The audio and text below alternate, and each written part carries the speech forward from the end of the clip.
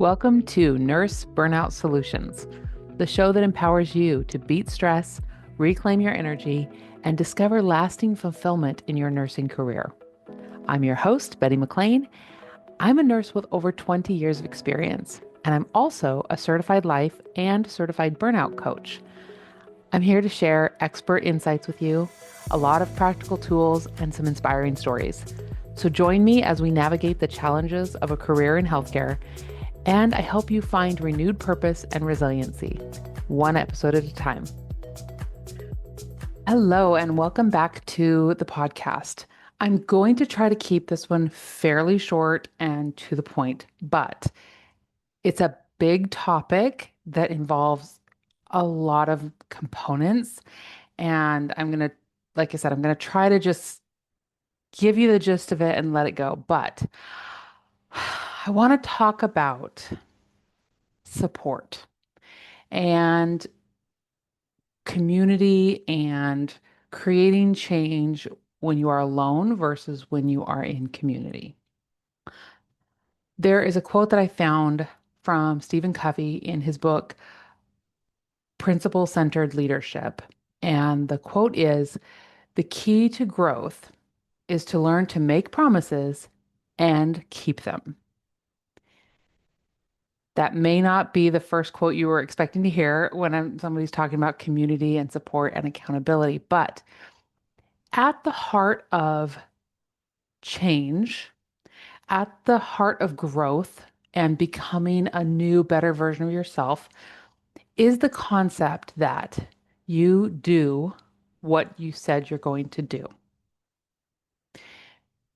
Example, you want to become leaner, stronger. You want to change your body composition. So you say to yourself, self, let's go to the gym 5 days a week and lift heavy things and run really fast and make this change happen for us. And then the morning comes and you say to yourself, never mind, I changed my mind. I want to keep sleeping, right? You didn't change your mind. You just don't want to do the hard thing. You are breaking your promise to yourself that you're going to do the hard thing and go to the gym. The key to growth is to learn to make promises and to keep them. And in my opinion, from a life coach perspective, learning to make promises to yourself and to keep those promises is the top tier number one thing you can ever learn to do for yourself. I feel like I'm 50 to 75% there. Most of the time, I have learned to keep my promises to myself. Now, those promises will look different based on what your goals are. And so if you are trying to change your body composition and you're wanting to gain muscle, lose weight, whatever, you might very wisely engage a support system. You might join an aerobics class. You might enlist the help of an accountability partner who will text you, call you, say, yeah, I'm headed to the gym right now too. Or maybe they're going to meet you there or they're going to go on a walk with you. When we are learning to do the things that we say we are going to do, enlisting the help of an accountability partner, enlisting the help of a support system in our community is by far the number one thing you can do to learn to create change for yourself. So, the reason that I love this quote, the key to growth is to learn to make make promises and keep them, is this does not only apply to situations physically. That's an external thing that you're trying to accomplish, right? Going to the gym, reading a certain number of books, whatever that external thing is, eating a certain way. There are internal things that we can learn to do that will help this process. Okay. So when you are thinking about, okay, I'm going to start speaking more kindly to my coworkers. Say you are on a nursing unit that you just have a lot of people that just drive you crazy, and you're like, I don't want to keep being that mean person. So I'm going to start talking nicer to them. Okay. That's a promise that you're making to yourself. Now, when you get to work and those nurses are doing the thing, and you're like, can you guys just not, right? And you say something mean. There's a moment where you have an opportunity to learn and grow in that situation, or to beat yourself up and tell yourself, you better just do better next time. I can't believe you just yelled at that person. I can't believe you didn't hold up your end of the bargain. I can't believe you yelled at your kids. I can't believe you were snarky with your coworker when they didn't really deserve it. Point is, when you don't do the thing that you promised yourself you were going to do, there is an internal moment where you will either beat yourself up or give yourself grace. And I want to encourage you to find some supportive people in your life.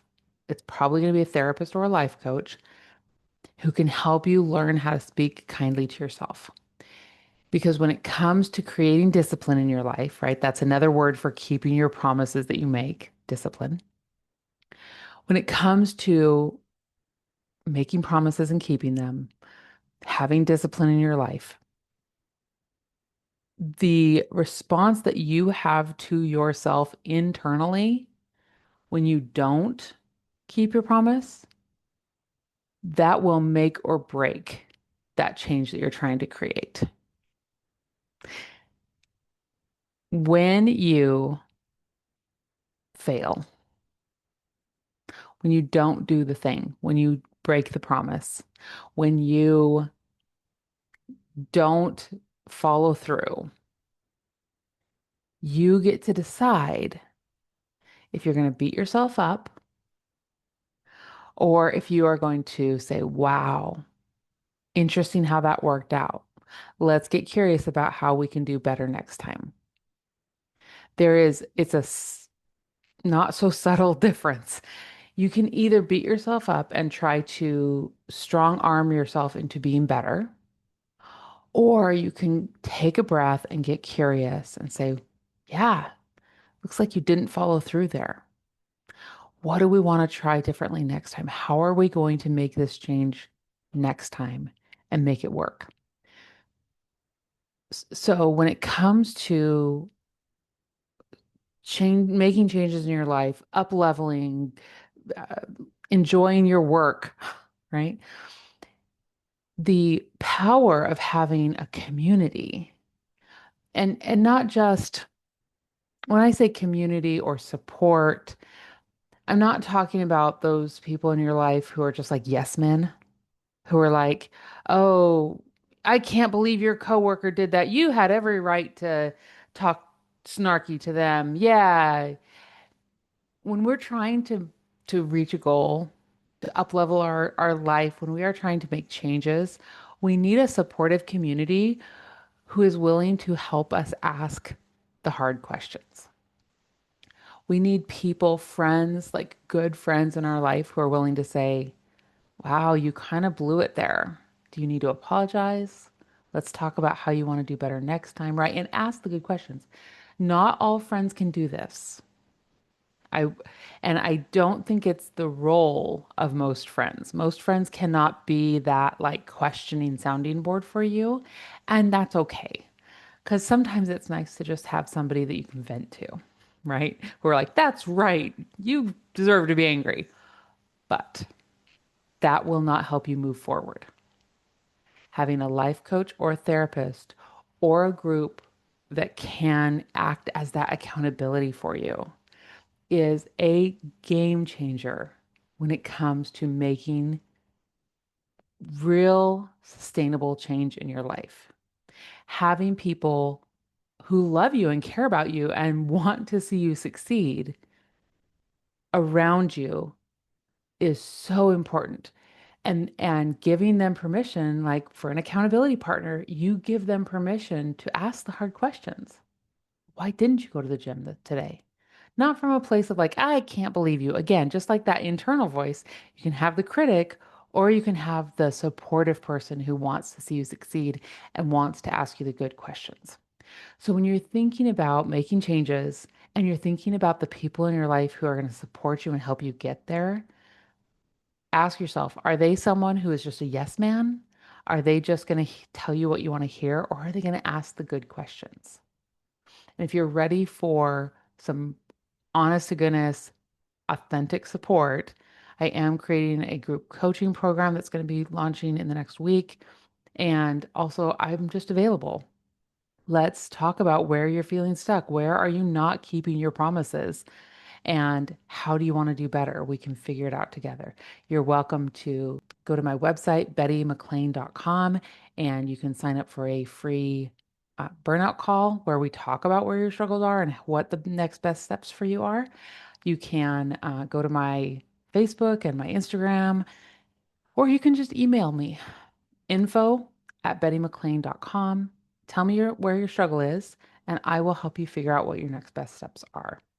I hope you're having a beautiful day, whatever you're up to, and I will talk to you later. Thanks for listening today to Nurse Burnout Solutions. Remember, I really believe that all stress is manageable and burnout is not inevitable. If you are struggling with stress or in burnout, I can help. Check out the show notes for ways that we can connect and get you the support that you deserve.